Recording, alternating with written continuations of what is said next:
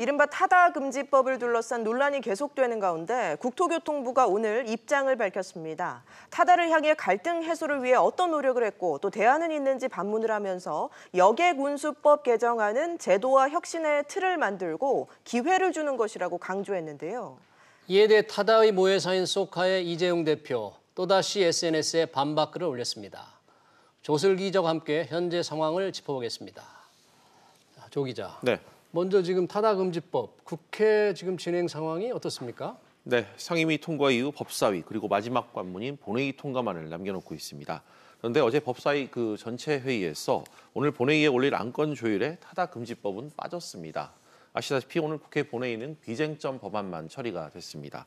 그러나 앞서 상임위에서 별다른 의견 충돌 없이 일사천리로 이 법안이 통과됐던 점을 감안하면 시간 문제다 이런 분석이 나옵니다.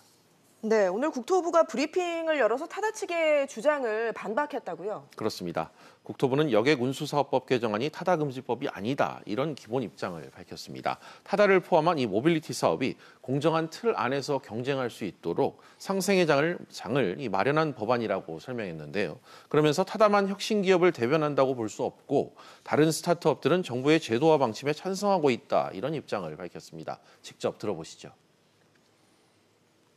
타다가 주장하는 부분들은 현재 우리가 추진하는 제도 안으로 안 들어오고 밖에서 현재처럼 그대로 하겠다는 부분이기 때문에 기본적으로 정부가 추진하는 상생안하고 벗어나는 부분이라서 저희가 수용할 수 없었던 거고.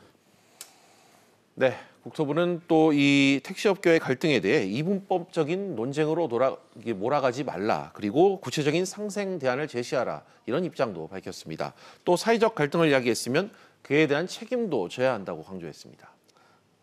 네, 조 기자. 근데 역시 또 이재용 소카 대표 또다시 강하게 반박했죠?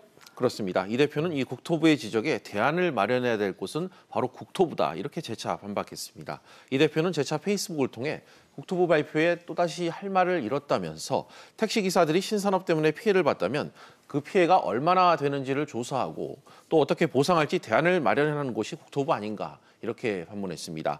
앞서 이 대표는 어제 개정안이 통과되면 문을 닫아야 된다고 호소를 하기도 했는데요.